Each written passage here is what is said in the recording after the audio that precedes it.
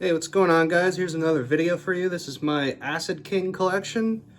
Acid King is a stoner doom band that started in San Francisco in 1993. In 1994, they released their first EP, a 10-inch with 4 songs. I don't own that. For a while, it was super hard to get. Riding Easy Records just re-released it recently, but they want $50 for it, and it's a 10-inch. It's like, I'm not paying $50 for this, but okay. It's pretty good. The first song's good. Her vocals in this release and the one after it are more kind of like Joan Jett-esque. They're more raspy and kind of gritty. And then the second song is, I think there's like male vocals in that. It's okay. It's kind of forgetful. The third song, Drop, is really cool. It's really psychedelic and droney, and it's probably the first step towards their current sound from back then. And then the last song I'm not huge into. It's pretty goofy. It's very like amateurish sounding. Like the vocals are just very, I don't know, just very like amateurish. I don't know. I'd give it like a 6.5 out of 10. It's cool, but it's certainly not their best. Then after that, they released Zoroaster in 1995. This is their first full length. I don't have this either. I'm not a huge fan of it. Like Queen of Sickness is good. Fruit Cup is a good instrumental. But then you have songs like Evil Satan. Not a big fan of her vocals on that. Especially where it's like the music is so quiet and she's doing like the raspy Joan Jett shit. It just doesn't really work for me. The rest are kind of like forgetful. Vertigate number 1 and Vertigate number 2 are cool. Yeah, it's like, it's okay. It's not bad, but again, it's just kind of more amateurish, and specifically in the vocal front, I feel like she just kind of didn't know what she was doing at this point. And then also they have like male vocals on here, which for the most part don't really work for me. On a side note, I actually got it wrong. I just remembered that song that I talked about in the first EP, the 7-minute song Drop, actually is the one that has male vocals in it. And at first, I didn't really like it too much, but it definitely grows on you, and the psychedelia in that song is probably the shining moment.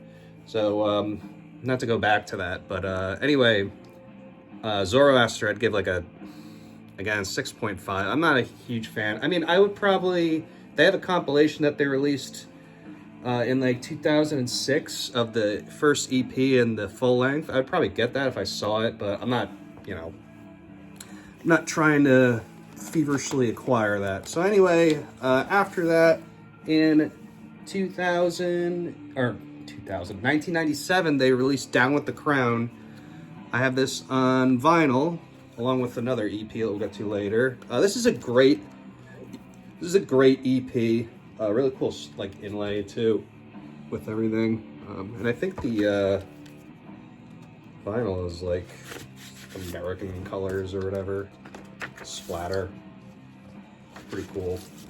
Yeah, first of all, this is a really, really good release, but I'm going to talk about both of these EPs separately. Yeah, this is 3 songs. Very good stuff. Still kind of in the same vein as the first 2 releases. They're a little bit more, I guess you'd say, on like the rocky kind of side, but her vocals are definitely better. Team Dusthead is a classic. They still play that live. Full Reverse is good. And then Phase 2 is just straight out like instrumental, psychedelic song that's awesome and is engaging throughout. I really like that EP. I'd give that an 8 out of 10. I think that's their first like good release so far. And then after that, in 1999, they released Bussy Woods, which I have on CD. Excellent album. Blows everything they did in the beginning out of the fucking water. Like, they finally found their sound on this. And goddamn, is this a monolith of an album? I mean, the production, the tone of the guitar, the soaring vocals. She abandoned the dopey Joan Jett shit, and she just went for this drawn out, like almost droney style of singing, which just works perfectly. And again, the tone of the guitar, the whole atmosphere of this thing. I mean, You have Electric Machine is probably their biggest song, at least on Spotify. That's a very good one, very catchy. Silent Circle is so good, so heavy. I love the leads in that. It's just such an atmospheric song. The cover really is all you need to see in parallel with the atmosphere of these songs. Drive Fast, Take Chances, just amazing. 39 Lashes is a cool instrumental. Carve the Five is excellent. And then the last track, the title track is awesome too, the instrumental. Just heavy, memorable shit. One of the best in the genre. And then it has bonus tracks on here. Motorhead, a cover of Hawkwind, which that fucking cover, I know they don't really have it on like streaming sites and shit like that, but try to find that cover and listen to it. It is so fucking good. And I love Hawkwind. I like the original, but they really did an awesome rendition to that song. And then the other song that's the bonus on here, Not Fragile by Steve Tucker Band, I believe. It's okay. It's not amazing. But those bonus tracks aside, just referencing the full album of this, I would give this a 9.5 easily. One of the best in the genre. This is why these guys are so fucking classic. And then after that, they released a split, which I actually have on CD. Actually, the split, but I also have it on vinyl too. So this is the split with the Mystic Cruise of Clear Light. And then I have it on vinyl, which is just the Acid King side. 4 songs, and every one of them are just... This is such a good EP. Cool inlay too, again. It almost looks like a black metal thing or something. But yeah, the intro, just super catchy, super heavy. The tone is just fucking perfect. It's an instrumental. The second song, Free, is easily one of the best songs they've ever written, like without question. The chorus on that sends shivers down me like every single time I hear it, and her vocals are just amazing. And then the one after that, 4 Minutes, is almost just as good. It's a great song, but probably not one of the best they've ever written. And then the last song, Blaze Out, is just another instrumental. It's like a reprise of the first one. So perfect, concise EP. This is easily a 9 out of 10. The other side, I'm not crazy about, just because, like, I'm not crazy about, like, Scott Wino shit. I never got into, like, Saint Vitus and all that. I don't know. I know it's blasphemy. I'm not a big fan of, like, Pentagram and fucking shit like that. So, yeah, anyway, yeah, in 2005, like a 4-year gap, they released 3, their third full-length album. Again, more just absolutely excellent doom metal. No complaints whatsoever. Every song on here is absolutely just what I want to hear in doom metal, you know? Two Wheel Nation, catchy, fuzzy, heavy, atmospheric. Vocals are just second to none, even to today. Heavy Load, Bad Vision. Bad Vision has super catchy vocals in it. War of the Mind has incredible soaring vocals that she holds out for like a crazy amount of time. Super heavy song. On to Ever After, I love that song. And then Sunshine and Sorrow, the closer. Just awesome stuff, awesome riffs. So memorable, just as good as Bussy Woods. I don't even know which one I like more. But yeah, this is a 9.5 out of 10. Just amazing shit. So then after that, they took a fucking 10-year break. And then they released Middle of Nowhere, Center of Everywhere. I saw them just before they released this album. I think it was like a year or two before. And they played a couple of the songs live, which was really cool to see. So this one's different. It's not quite as heavy as 3 and Bussy Woods. I don't know. Maybe it's just the production. I don't know what it is, because the first like 4 songs I'm not like huge on. Like, they're not bad, but they're not really, they just, I don't know, they kind of feel like they lost that like magic they had in their past couple of releases. Like, they're good and I see what she's trying to go for, but to me, in this album, the drumming is very sloppy. I'm not a huge fan of the production. Her vocals, I feel like maybe could be like raised or something. I don't know. There's just something missing in this album.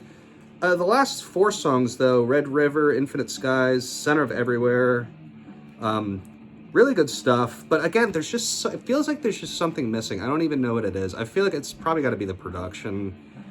But yeah, Center of Everywhere is a great song. I love how minimalist and psychedelic it is. Infinite Skies has awesome heavy riffs. Red River is one of the songs I saw live before this release came out, and I was really blown away by it. It's a very drony song. It's cool. But like I said, the first like 4 songs are like good, not great. Like they're all like 7 out of 10, I guess. So I don't know. I guess I would give this like, I guess I would give it an 8, 7.5 or 8.